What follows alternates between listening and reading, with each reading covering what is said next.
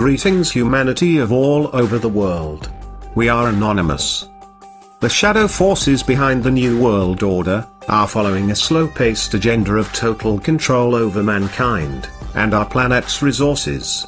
David Icke coined it the totalitarian tiptoe, because they are making very small steps towards our complete and definitive enslavement. As a result, the masses remain relatively unaware of the fact that their liberties are being gradually taken away, while the power of the New World Order octopus grows steadily. Somewhere near the very top of the pyramid, an extremely elitist organization known as the Council of the 13 Families orchestrates all of the major world events. As the name suggests, the council consists of the top 13 most influential families on Earth.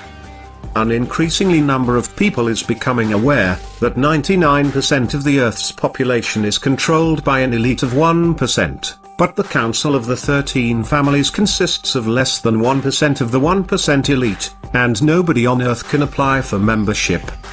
In their opinion, they are entitled to rule over the rest of us, because they believe that they are the direct descendants of the ancient gods, and consider themselves royal.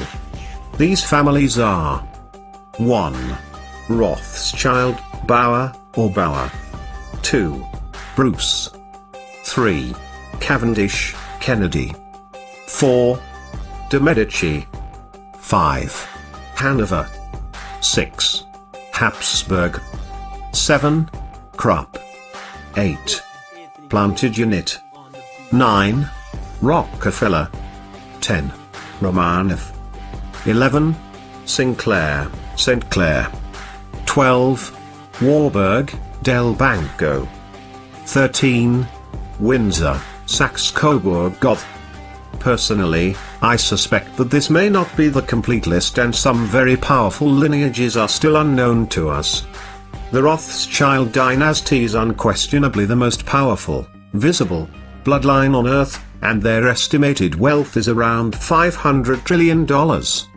They exercise their power through the world banking empire, which is almost entirely owned by them. The most important institutions that work hard to establish the New World Order and completely enslave our species are 1. The City of London, finance, controlled by the Rothschilds, not part of the United Kingdom. 2. The United States Federal Reserve, finance, private bank, owned by the Rothschilds, not part of the United States. 3.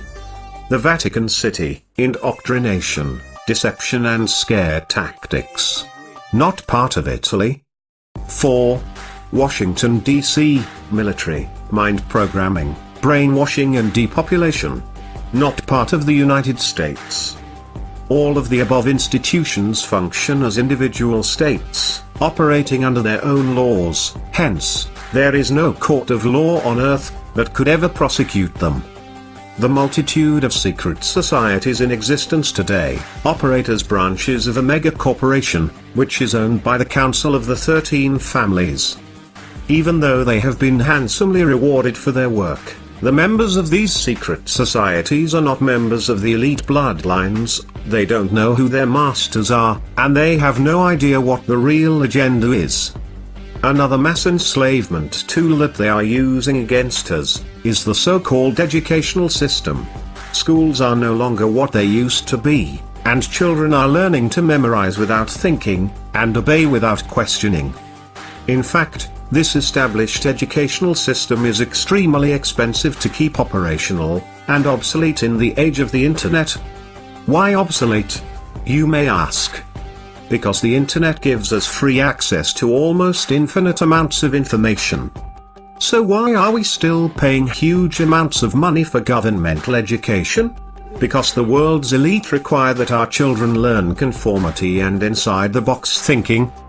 Mankind's faith is hanging in the balance right now, as the control of the New World Order octopus spreads.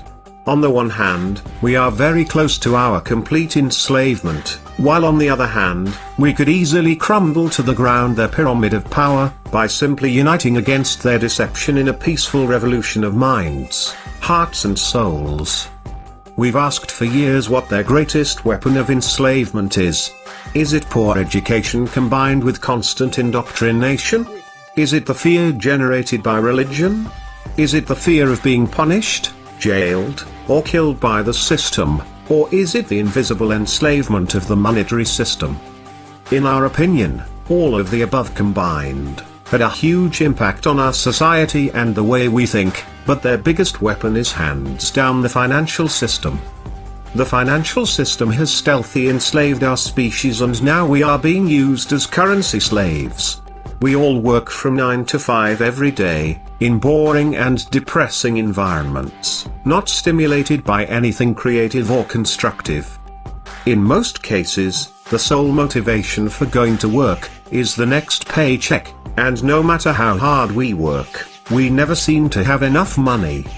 Have you ever wondered why megacorporations reaping billions a year in profits pay dozens of millions to their CEOs, and as close as possible to the minimum wage to the rest of the employees? This has been carefully designed, because a person that is constantly on the edge will never have time for self-education, introspection, and eventually, spiritual awakening. Isn't this our main purpose on Earth? To become spiritual beings, and by spiritual, we obviously don't mean religious, and complete the incarnation cycle. They don't need educated people, who are capable of critical thinking and have spiritual goals. No, this kind of people are dangerous to the establishment. They want obedient robots, just intelligent enough to operate the machines and keep the system running, but stupid enough never to ask questions. All of the world's biggest problems have their roots deeply embedded in the financial plague. Wars are profitable, diseases are profitable, Earth's plundering is profitable, human slavery and inhumane working conditions are profitable. Our leaders have been corrupted by money, and mankind's collective mission on Earth has been hijacked by money. So why do we need the financial system in the first place? Actually, we don't need it, at least, not anymore. The planet doesn't charge us a cent for using its natural resources, and we have the technology to extract them without physically working a day. More to the point, there are brilliant minds out there, discussing the concept of a resource-based economy for decades. One example is Mr. Jack Fresco, a brilliant industrial designer and social engineer, who spent most of his life designing the future. The cities proposed by Mr. Jack Fresco will be built by autonomous construction robots and will be eco-friendly and self-sustainable, earthquake and fireproof.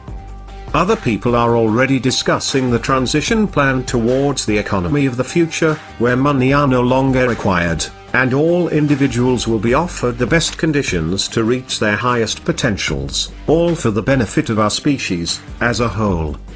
So, our question is, are we ready to embrace the future, and escape the control of the elite in a world without money? Or are we going to allow the New World Order plan to happen? We are all anonymous by default. United as one. Divided by none. To the rich, greedy, filthy slave creators. You will be removed. Expect that.